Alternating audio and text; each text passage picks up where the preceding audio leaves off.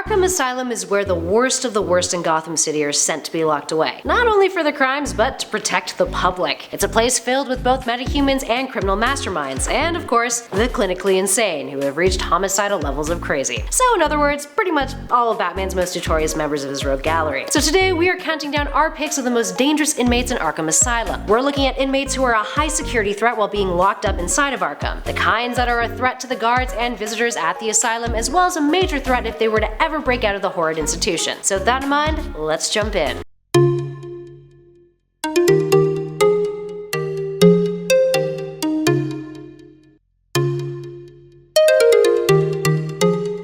And at number 10, Zsasz. Victor Zsasz is pretty scary. Sure, he doesn't have supernatural powers like some of the other villains on our list, but he is batshit insane and oh so dangerous. While the Gotham television series doesn't quite do him the justice that other adaptations like the Arkham video games do, Zsasz is definitely not a character to take lightly. For context, all those tallies on his body, well, there's one for each and every person that he's killed. He's proud of his kills. He wears them like a badge of honor. Zsasz also operates in a much more subtle fashion compared to other inmates locked up in Arkham. He isn't a showman, and he keeps to the shadows. Needless to say, if he were to break out of Arkham, he's the kind of threat that would have both citizens and the Gotham PD shaking in their boots. And at number 9, Man-Bat. Kirk Langstrom, aka Man-Bat, is an example of a vicious villain who needs a special holding cell, or at least when he's under the influence of his serum, that is. Langstrom was a zoologist who attempted to extract a bat's sonar sense, and tested the formula that he created on himself, which resulted in him transforming into this hideous half-man, half-bat hybrid, and also gave him the ability to have that sonar thing. So it worked, but like, bad consequences. When he has his serum, his intelligence depletes, and he goes on a mad rampage, becoming almost incontrollable. Strength, endurance, and agility reaching superhuman levels, along with the ability to see in the dark thanks to his bat-like abilities. Needless to say, Kirk is much easier to subdue and keep locked up in Arkham while in his human form. But if arriving at Arkham in his Man-Bat form, well, let's just say that I hope the security guards have a whole lot of tranquilizers on hand. Up next, number 8, Professor Pig. Professor Pig is one messed up Batman villain. This sick SOB's MO is to perfect people by making them into Dollotrons. Yes, perfect. This is a process of his in which he bonds false doll faces to his victim's face in a permanent and gruesome manner, using the likes of hammers, ice picks, cordless drills, you name him. He's versatile. One of the weirdest and most insane villains to ever be written into Batman's comics, he's genuinely disturbed, a trait that should not be taken lightly. The one reassuring thing about Pig is that while he's kept secure in Arkham, he's less of a threat than others on this list. But the second that he gets the chance to continue his work, well, let's just say you'd want to be far, far away from this inmate. And at number 7, Clayface. When he was first introduced by Bill Finger and Bob Kane back in Detective Comics issue 40 in 1940, Clayface, aka Basil Karlo, was a B-list actor who began a life of crime under the guise of a villain he once played in a horror movie. It wasn't until the 50s that the shape-shifting version of Clayface came to be, as science fiction villains were on the rise during the start of the Silver Age. Karlo wouldn't return until after Crisis on Infinite Earths. Now, Clayface has the ability of using his clay-like anatomy to transform himself, and also concoct items like weapons out of his body. Clayface is an example of a villain at Arkham who requires a special cell to contain him in order to ensure the safety of everyone in the facility, and to ensure that he won't be able to break out by any easy means. And at number 6, the Penguin. Compared to others on our list, the Penguin is by no means a villain who is physically intimidating. Instead, it's this criminal mastermind's intellect and connections that makes him threatening in Arkham. Considering Oswald Cobblepot is one of the foremost powerful villains in Gotham City, whenever he's locked up in Arkham, he's well protected. You do not want to get on his bad side, or surely you'll suffer major consequences. And it won't be him doing the dirty work, that's for sure. Penguin has proved his ingenuity and cruelty on many an occasion, and even when he's locked up, he's still got major influence over what happens outside of Arkham's walls, and of course, within them. And at number 5, Killer Croc. Killer Croc is an obvious inclusion on this list. Look at him. Killer Croc is another villain who requires his own specially made holding cell, which is actually often depicted as the sewers of Arkham Asylum. This is because of his deadly strength and sheer size. In addition to those traits, he also has enhanced endurance and speed, with skin that is nearly impenetrable, even from high-caliber weapons fired from a distance. So needless to say, he's not a villain whose cell you'd want to accidentally wander into. And at number 4, Great White Shark. Great White Shark, aka Warren White, is the perfect example of the kind of effect that Arkham can have on an individual. While his origin story might not be as popular as someone like Harley Quinn's, both of which are tied integrally to Arkham Asylum, Great White Shark's is perhaps more ruthless, since his transformation was a means of survival rather than the product of manipulation. Now, prior to his time in Arkham, Warren White, who first appeared in Arkham Asylum Living Hell issue 1 in 2003, was a crooked financier who was nicknamed Great White Shark for his ruthlessness when embezzling millions from his company's pension fund. When he was caught, he pled insanity, which led to him being sent off to Arkham. He had multiple run-ins with some of Gotham's worst, which forced him to become even more ruthless. Then, he was locked into a freezer, which caused severe damage to his body physically. But in order to keep up with the harsh environment at Arkham, he embraced his new deformities, sharpening his teeth into points in order to look more like a shark, an intimidation factor that has greatly helped him become a criminal mastermind behind Arkham's walls. A man who's willing to go to those lengths is someone you do not want to be anywhere near. And at number 3, Bane. Brawn and brains, what's not to love? Well, if you work at Arkham Asylum, the combination of those traits ain't something you look forward to encountering on any given 9-to-5 shift, that's for damn sure. Bane is both immensely strong and incredibly intelligent. He was born and raised in a prison. Born in Pena Duro, a notoriously difficult prison, he grew up alongside hardened criminals, learning the ins and outs of the prison lifestyle,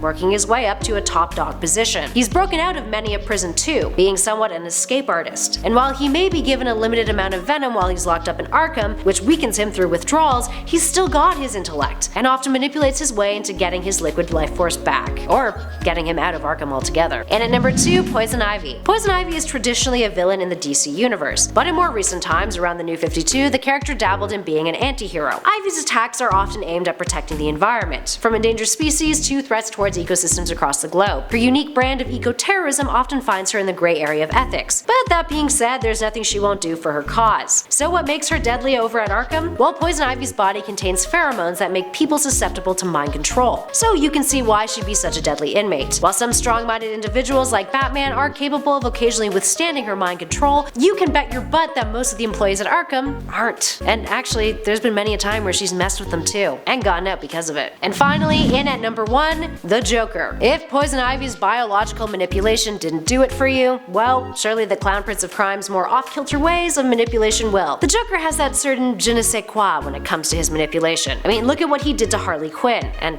yeah, that probably didn't turn out for the best, did it? There's been multiple times in the comics that the Joker has managed to get out of Arkham Asylum, and also many a times in other adaptations too. I mean, that's how the Arkham Asylum video game goes down and what ends up leading to him getting out into Arkham City. It's intense. Dude always has a plan in some weird twisted way. A plan that always manages to f with Batman. But back to the comics. In Frank Miller's The Dark Knight Returns, the Joker manages to manipulate his way out of Arkham once news of Batman's return surfaces, with the villain feigning that he's returned to sanity to the point where he and his psychologist land a spot on a popular talk show in Gotham. And what does he do? He uses his Joker toxin to straight up murder the entire studio audience, his doctor, the crew, the host, pretty much everyone in that studio, and then escapes. Classic Joker behavior. There's no length that he wouldn't go to in order to encounter his beloved bats, or to creatively murder a slew of people in a way that he found comical. Dude's all about the joke, with the butt of that joke often being mass homicide. Alright, there we have it, friends. What other Arkham inmates do you think are some of the most dangerous villains? Give us a shout in those comments below. If you dug this video, spread the love, hit that like button, and be sure to subscribe to Top 10 Nerd for more lists just like this one. In the meantime though, thanks for watching. I'll catch you all in the next video.